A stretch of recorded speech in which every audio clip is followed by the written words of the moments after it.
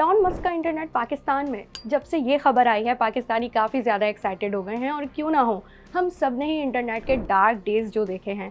जदीद टेक्नोलॉजी और तेज़ रफ्तार इंटरनेट का दावा करने वाली एलॉन मस्क की इस कंपनी के चर्चे तो बहुत हैं, लेकिन जो इंटरनेट हम इस्तेमाल कर रहे हैं ये उससे किस तरह मुख्तलिफ होगा। स्टारलिंक स्पेसएक्स की एक सैटेलाइट इंटरनेट सर्विस है जिसका मकसद दुनिया के तेज़ रफ्तार और काबिल भरोसा इंटरनेट जो है उसको फराहम करना है, ख़ास तौर पे ऐसे इलाकों में जहाँ पे इंटरनेट दस्तयाब ना हो। जैसे पाकिस्तान में बलूचिस्तान है और कुछ ऐसे इलाके हैं जहाँ पे प्रॉपर इंटरनेट नहीं पहुँच पाता, केबल के ज़रिए इंटरनेट या टेलीफोन के ज़रिए इंटरनेट या वायरलेस के ज़रिए इंटरनेट नहीं पहुँच पाता, वहाँ तक इंटरनेट की फराहमी करना। अगर हम कंपैरिजन करें तो इंटरनेट का जो इन्हिसार है वो आजकल सिर्फ और सिर्फ केबल पे है, या आप देखें जो मोस्टली मोबाइल नेटवर्क के थ्रू ही है, वो भी वायरलेस है। केबलें बहुत सारी महंगी पड़ती हैं, केबल्स का जो इंटरनेट है वो बहुत महंगा पड़ता है कंपैरेटिवली। अगर स्टारलिंक की बात करें तो वो थोड़ा सस्ता होता है, क्योंकि दूर दराज इलाकों में केबल बिछाना और फिर यहाँ पे सर्विसेज देना बहुत चैलेंजेबल था, तो इस वजह से ये चीज़ इन्वेंट की गई और चीज़ को लॉन्च किया गया। आखिर एलॉन मस्क की कंपनी ने बड़ी सैटेलाइट्स के बजाय छोटी सैटेलाइट्स का इंतखाब क्यों किया है? स्टारलिंक इंटरनेट की रफ्तार क्या बारिशों और बर्फबारी जैसे मौसम में भी मुतासिर नहीं होगी? स्टारलिंक छोटी सैटेलाइट का इस्तेमाल करता है, जिसकी वजह से जो कि ज़मीन के निचले मदार में और गर्दिश में करती रहती है। इसकी वजूहत क्या है, मैं आपको थोड़ा सा उसमें एक्सप्लेन करूँ। सबसे पहले तो ये कि ये यूज़र फ्रेंडली होता है बहुत ज़्यादा, कि इसका जो डिप्लॉयमेंट होती है बहुत आसान होती है, कोई भी कर सकता है।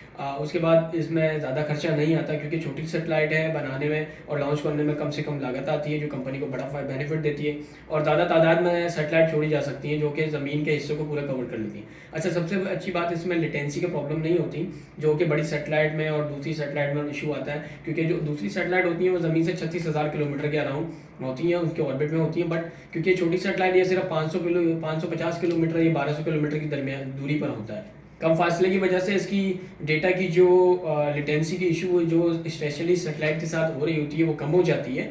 और जहाँ तेज़ रफ्तार इंटरनेट मिल रहा होता है वो क्योंकि जब हम कोई भी डेटा रिक्वेस्ट करते हैं तो वायरलेस के थ्रू वो डायरेक्टली स्पेशली सैटेलाइट पे नहीं जाता, और बल्कि स्टारलिंक की सैटेलाइट पे जाता है, और उससे हमें अच्छा डेटा मिलता है। बारिशों के दरमियान या बादलों के दरमियान और दीगर अवामी मसाइल में सैटेलाइट में इंटरनेट में कुछ असर पड़ सकता है, लेकिन ख़ास तौर पर बारिश या बर्फबारी के दरमियान शदीद जब बारिश होती है स्पेशली, तब इंटरनेट की सिग्नल की रफ्तार जो है कम हो सकती है। स्टारलिंक ने इसके मसले को हल करने के लिए बेहतर एंटीनास वगैरह खुद दिए हुए हैं, और क्योंकि दिए हुए तो उसकी पोजीशन पे काम कर रहे थे। वो एक एप्लीकेशन आती है मोबाइल में, और उसके हिसाब से वो फिर पोजीशन बता रहा होता है कि जिस सैटेलाइट से कवरेज अच्छी मिल रही होती है उस तरफ हम उनको एंटीना को मूव कर देना होता है। इंटरनेट के मसाइल से दो चार रहने वाले पाकिस्तानी फ्रीलांसर्स स्टारलिंक का पाकिस्तान में रजिस्टर होना अपने लिए खुशाइन तस्वुर करते हैं, तो आपके ख्याल में पाकिस्तान में स्टारलिंक का आना कैसा है? हमें कमेंट सेक्शन में ज़रूर बताएं।